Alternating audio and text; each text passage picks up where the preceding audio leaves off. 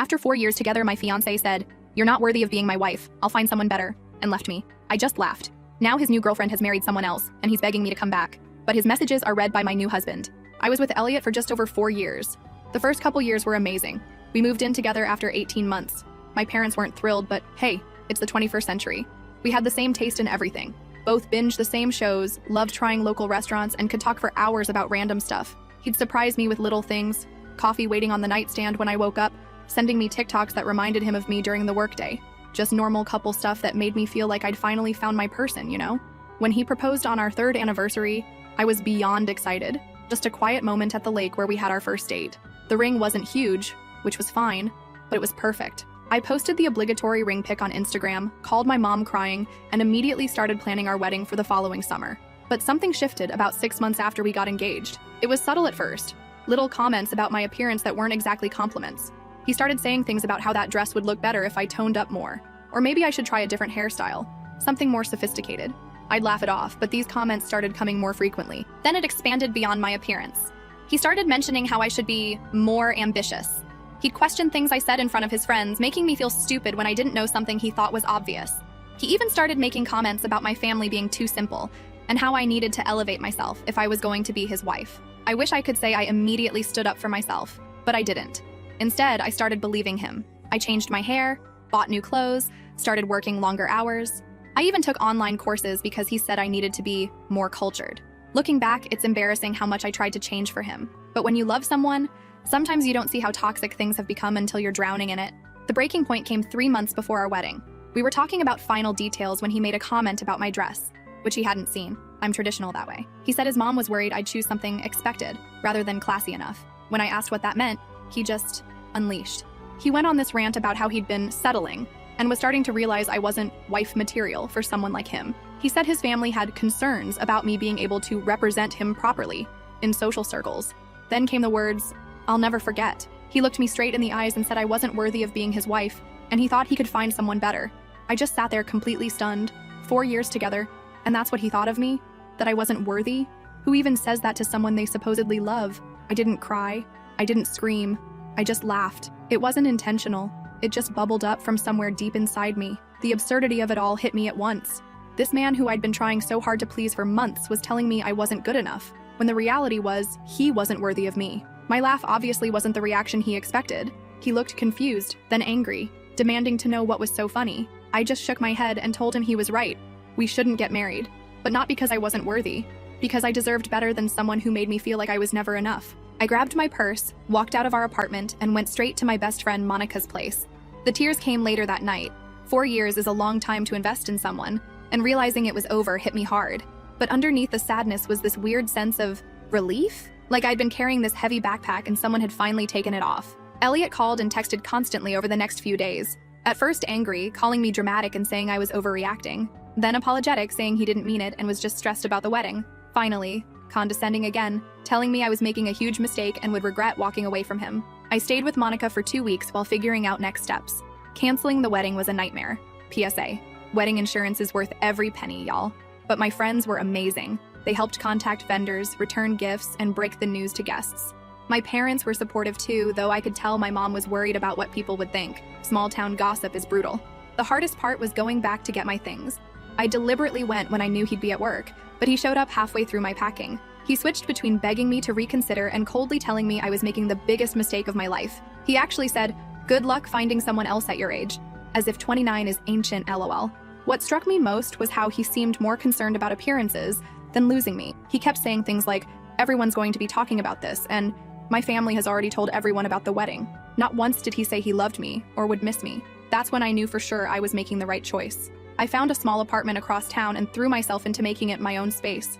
It was the first time I'd lived completely alone, and honestly, it was freeing. I could decorate however I wanted, watch whatever shows I liked without commentary, and just exist without being evaluated. The first month was rough. I'd wake up reaching for him, or think of something I wanted to tell him before remembering we weren't together anymore.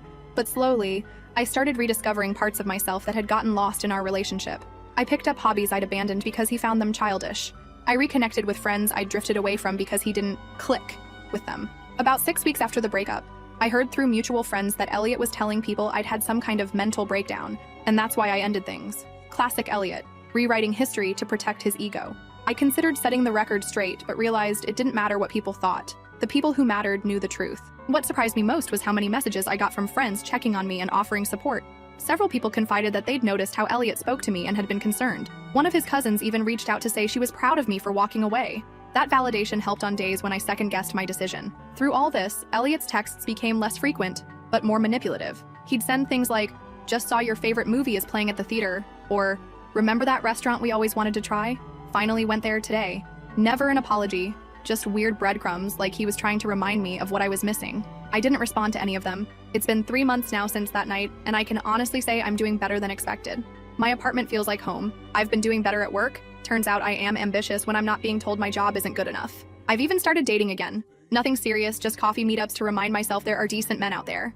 I still have moments where I miss what we had. 4 years is a long time, and not all of it was bad. But then I remember his face when he told me I wasn't worthy, and I know I made the right choice. So that's where I am now. Single at 29, starting over, and surprisingly okay with it. I don't know what's next, but for the first time in a long time, I'm excited to find out. First update, hey Reddit. It's been about 8 months since my original post. And wow, so much has happened that I felt like I needed to update y'all. First, thank you for all the supportive comments. I read every single one, even if I couldn't respond to them all. You guys really helped me during a really tough time. So where to begin? I guess I'll start with Elliot. About a month after my last post, I heard through our mutual friends that he was seeing someone new. Her name is Daisy, and apparently she's everything I'm not. Comes from money, has some fancy job in the city, commutes about an hour each way, and according to Monica, who ran into them, dresses like she walked out of a magazine. Initially, this news hit me harder than I wanted to admit.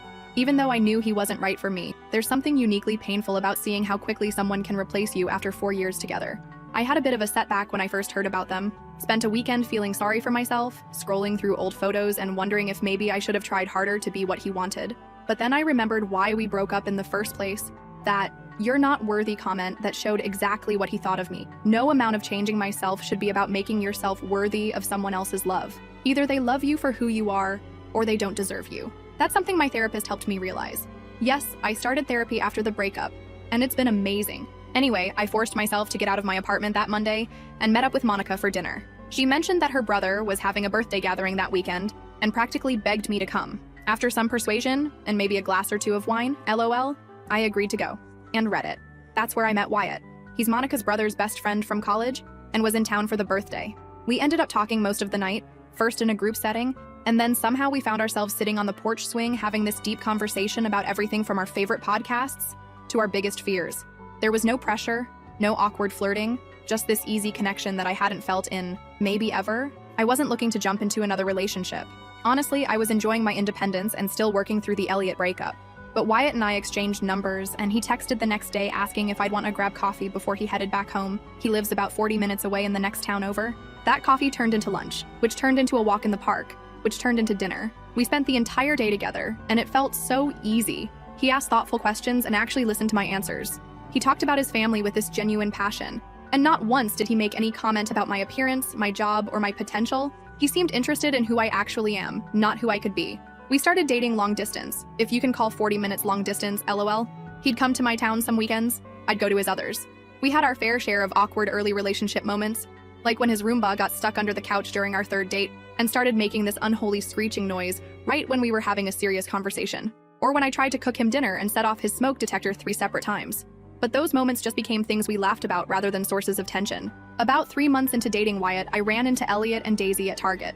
I'd been dreading this moment, imagining I'd feel jealous or inadequate. But when I saw them, the weirdest thing happened. I felt nothing. No jealousy, no anger, not even awkwardness. Just this calm recognition that that part of my life was over. We exchanged brief hellos, and I noticed Elliot looking surprised at how comfortable I seemed. Daisy was polite, but clearly uncomfortable.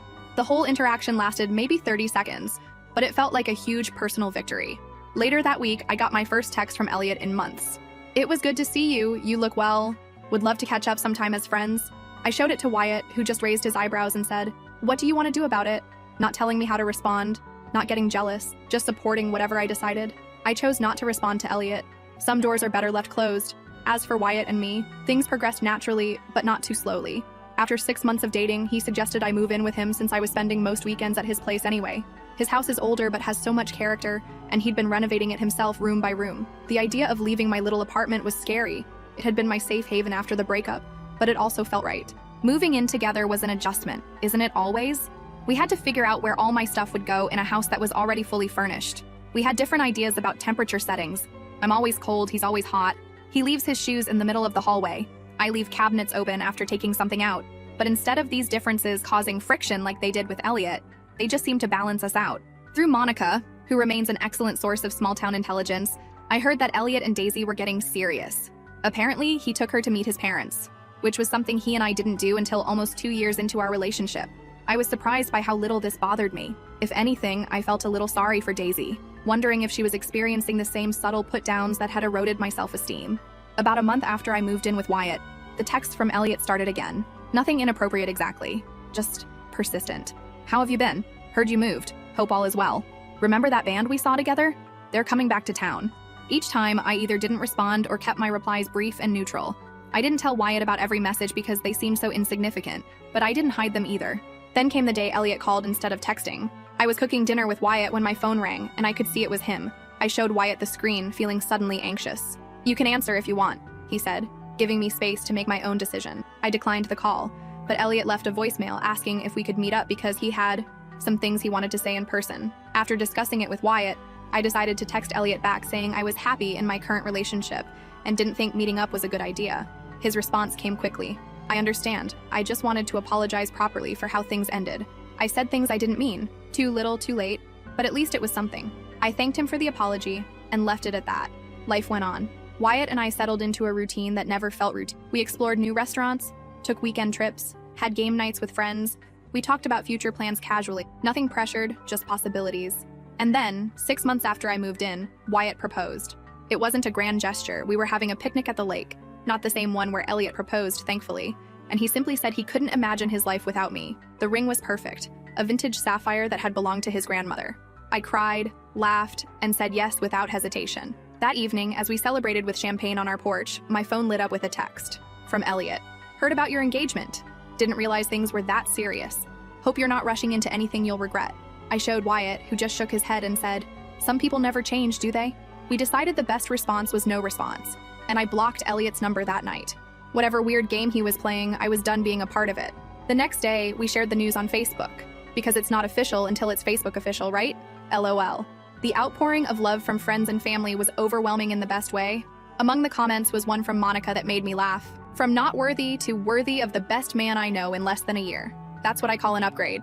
I should probably have been embarrassed that she referenced my breakup so publicly, but honestly, it felt like a perfect summary of my journey. We set our wedding date for 6 months out. Nothing extravagant, just a small ceremony with the people who matter most to us. That's next month now, and I'm feeling nothing but excitement. No anxiety, no second thoughts. Just certainty that I'm exactly where I'm supposed to be. Oh, and the cherry on top of all this, through the grapevine, small towns, I swear nothing stays private, I heard that Daisy broke up with Elliot last week. Apparently, she reconnected with an old flame and realized she had settled for Elliot. The irony isn't lost on me, so that's my update. From being told I wasn't worthy to finding someone who makes me feel valued every single day, sometimes the worst endings lead to the best beginnings, right? I'll update again after the wedding if you guys are interested. Thanks again for all your support on my original post. It truly helped me through one of the toughest periods of my life. Second update, hey Reddit. It's been a while since my last update, almost 6 months. And I'm back with more tea to spill. Life has been an absolute whirlwind, and honestly, I wasn't planning on posting again. But the latest developments are too wild not to share. So where did I leave off? Right, Wyatt and I were engaged, and we'd set our wedding date. Wedding planning was so different this time around. With Elliot, everything was about impressing his family and friends. With Wyatt, we just focused on what would make us happy. Small ceremony, close friends and family, nothing extravagant, but everything meaningful. No debates about whether the napkins were the right shade of blue or if my dress was sophisticated enough. Ugh, still can't believe I put up with that. About 2 months before our wedding, Monica dropped the biggest bombshell. Remember Daisy? Elliot's perfect girlfriend who was everything I wasn't? Well, apparently she'd been spending time with Monica's brother Barry while commuting to the city for work. They started as train buddies, then coffee friends, and then more than friends. She broke things off with Elliot rather suddenly, and he was apparently devastated. I wish I could say I felt bad for him, but karma comes for us all eventually, lol. According to Monica, he was telling everyone who would listen that Daisy had blindsided him and that he didn't deserve this kind of treatment. Sound familiar? In the weeks leading up to the wedding, I started getting more texts from Elliot. I'd blocked his number after my engagement, but he started messaging me on Instagram. Just casual stuff at first, congratulating me on my engagement, again, asking how wedding plans were going. I ignored most of them, but occasionally sent brief, polite responses. Then the messages got more personal. I've been thinking about us a lot lately, and I realize now I made a huge mistake. I showed Wyatt everything, and he just shook his head. The week before our wedding, the messages increased. Can we talk? Just for closure? I'd like to apologize in person for how I treated you. Are you sure you're making the right decision? That last one got me. The audacity of this man to question my decision when he was the one who said I wasn't worthy of being his wife. I stopped responding completely. Our wedding day was perfect in all the imperfect ways that make something real. It rained in the morning, supposedly good luck. My veil got caught on a rosebush during photos, and Wyatt's nephew announced he had to pee right in the middle of our vows. But none of that mattered. We were surrounded by people who genuinely loved us for who we are, not who they wanted us to be. And yes, Elliot tried calling me 3 times during the wedding. My maid of honor, Monica of course, had my phone and just silenced it. When she told me later, we both laughed. Imagine thinking your ex would answer your call on her wedding day. We honeymooned in a little beachside town about 4 hours away. Just a cute Airbnb with an ocean view. We spent our days exploring local shops, eating too much seafood, and just enjoying being together without wedding stress. It was the most relaxed I'd felt in years. When we got home, I had 17 missed calls from Elliot, plus a string of Instagram messages that started with, "I need to talk to you," and progressed to, "Please don't ignore me." And finally, I made a huge mistake letting you go. I showed Wyatt, who looked concerned rather than jealous. "Do you want me to talk to him?" he offered. Maybe he'd finally get the message. I hesitated, then nodded. The opportunity came sooner than expected. We were unpacking from our honeymoon when my phone rang. Elliot again. Without missing a beat, Wyatt picked it up and answered cheerfully, "Hello, Ruby's phone." There was a long pause. Then Elliot asked if Ruby was available. Wyatt, cool as could be, said, "She's a bit busy unpacking from our honeymoon right now. This is her husband, Wyatt. Is there something I can help you with?" The silence on the other end was deafening. Finally, Elliot stammered something about just wanting to congratulate us. Wyatt thanked him politely, told him we appreciated the thought, but that Ruby had moved on completely and would prefer not to keep in contact. He wasn't rude or aggressive, just calm, direct, and firm. After he hung up, I just stared at him in amazement. No drama, no jealousy, no insecurity, just setting a healthy boundary. That is what a real partner does. Elliot hasn't called since. He sent one last message. "I understand now. I'm sorry for everything. You deserve to be happy." It felt like the final page of a chapter I'd been trying to close for a long time. Looking back on everything that's happened in the past year and a half, it's strange to think how devastated I was when Elliot told me I wasn't worthy of being his wife. At the time, it felt like my world was ending. Now I realize it was actually beginning. I'm not sharing this update to gloat or seek validation, though your supportive comments on my previous posts helped me through some really tough times. I'm sharing because I want anyone going through something similar to know that sometimes the worst moments of your life can lead you to exactly where you're supposed to be. Wyatt and I are talking about buying a house now. Just somewhere to build our life together. Somewhere that's ours from the beginning, with no ghosts of relationships past. So that's where I am now. Happily married at 30, starting a whole new chapter, and finally understanding what it means to be truly valued by someone. I might post one more update down the road, but for now, life is good. Better than good. It's exactly as it should be. Thanks for reading, Reddit. Your support has meant more than you know. Last update. Hey Reddit! It's been almost a year since my last update, and I genuinely thought I was done posting about this saga. But life has a funny way of giving you closure when you least expect it, and I just had to share this final chapter with you all. So, Wyatt and I have been married for 15 months now. After months of searching, we finally found our first house together about 4 months ago. A 3-bedroom ranch-style home built in the 90s with some interesting wallpaper choices and a kitchen that desperately needed updating. But it has a big backyard for our future dog, still debating between a golden retriever or a rescue mutt, and it's ours. Home ownership has been a wild ride so far. The day after we moved in, the dishwasher decided to flood the kitchen floor. 2 weeks later, we discovered a family of squirrels had been living in the attic. And don't even get me started on the bathroom sink that randomly gurgles in the middle of the night. But honestly, working through these little disasters together has been strangely fun. Wyatt and I make a good team. He's better at the heavy lifting. I'm better at organizing the chaos. After getting mostly settled, we decided to host a housewarming party. Just a casual Saturday afternoon gathering with about 20 friends and family members. I spent days cleaning every corner, arranging snack platters, and making sure our new place looked presentable, despite the half-finished painting project in the hallway. The party was going great.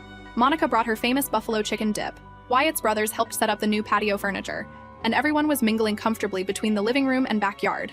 I was in the kitchen refilling the ice when Monica came in with this weird look on her face. She told me that Elliot was outside. Yes, that Elliot. My ex, who wasn't in any way invited to our housewarming party. Apparently, he'd shown up completely unannounced, carrying a bottle of wine and looking slightly disheveled. Monica had intercepted him in the driveway and was trying to figure out how to tell me without causing a scene. My first reaction was annoyance.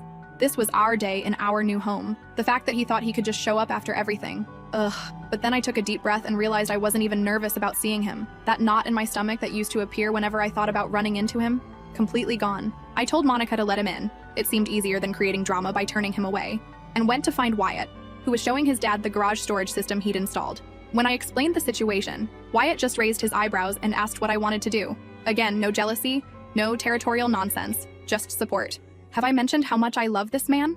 We decided to greet Elliot together, keeping things civil but not overly friendly. When we walked outside, he was standing awkwardly by the snack table, looking out of place. He'd clearly had a few drinks before arriving. Not sloppy drunk, but definitely loosened up. He handed me the wine bottle, which, ironically, was the exact same kind he used to criticize me for buying because it wasn't sophisticated enough. The conversation started painfully polite. He complimented the house, asked standard questions about the neighborhood, mentioned the weather, all while giving Wyatt these weird side glances. I could feel the tension building, but kept things moving along, introducing him to people as an old friend, which felt generous but seemed simpler than ex-fiancé who told me I wasn't worthy of him. Things took a turn when one of Wyatt's cousins innocently mentioned how happy Wyatt and I seemed, and how perfect we were for each other. Elliot mumbled something under his breath that sounded suspiciously like she wouldn't be here without me. When I asked him to repeat himself, the floodgates opened. He launched into this bizarre speech about how he had prepared me for Wyatt, how his criticisms had motivated me to improve myself, and how I should actually be grateful for our breakup, because it led me to where I am now. I was too stunned to respond immediately, but Wyatt calmly stepped in. No raised voice, no macho confrontation. He simply said that while he was certainly grateful that I was in his life, my personal growth had nothing to do with being torn down by someone else. He added that we'd prefer to focus on celebrating our new home today, and maybe this wasn't the best time for this conversation. Elliot didn't take the hint. Instead, he turned to me and asked if I ever thought about what could have been if he hadn't let me go. His words, not mine, as if he didn't tell me I wasn't worthy. The way he said it, like he was doing me a favor by considering taking me back, instantly transported me back to that night, when he'd broken my heart and my spirit in one fell swoop. I told him, as gently but firmly as I could, that I never think about what could have been, because I'm too busy being grateful for what is. That breaking up was the best thing that could have happened to both of us. And that worthy isn't something someone else gets to decide for you. It's something you realize about yourself. The look on his face was complicated. Surprise, confusion, maybe even a flash of regret. For a moment, I thought he might actually understand what I was saying, but then he looked around at our friends, our home, our life, and something shifted in his expression. He muttered something about how I'd changed, like that was a bad thing, and that I didn't used to be this cold. Before I could respond, Monica stepped in with perfect timing. She mentioned that she'd run into Daisy and Barry last weekend at the farmer's market. Apparently, they're expecting their first baby in the summer and just bought a house across town. She showed us all a picture on her phone, and they looked genuinely happy. Watching Elliot's face as he processed this information was like watching someone solve a difficult math problem. He seemed genuinely shocked that Daisy had moved on so completely. When Monica casually mentioned that Daisy had told her the relationship with Elliot had been a learning experience, ouch, I thought he might actually explode. Instead, he drained his drink, mumbled something about having another commitment, and headed for the door. Wyatt, ever the gentleman, walked him out while I stayed behind with Monica, both of us trying not to make eye contact until he was gone to avoid bursting into inappropriate laughter. When Wyatt came back, he just shook his head and said Elliot had asked him, man to man, if I was always this stubborn. Wyatt told him he preferred the term self-assured and suggested Elliot take an Uber home since he'd clearly been drinking. The party continued without further drama, though I noticed a few curious glances and definitely heard some whispered conversations. Small town life. This will probably be local gossip for at least 3 weeks, LOL. The next morning, I woke up to a text from Elliot.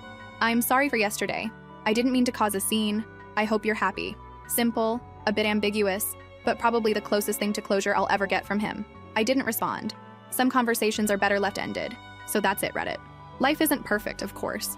Our roof needs replacing sooner than we thought. We argue about whose turn it is to take out the trash. I still sometimes struggle with the echoes of insecurity that Elliot planted. But through it all, I've learned that worthiness isn't something you earn through changing yourself to please someone else. It's something you recognize when you're finally with people who never questioned it in the first place. Your support, advice, and kind words helped me through some of my darkest days. I won't be posting any more updates, for real this time, but I'll be here in the comments if anyone has questions.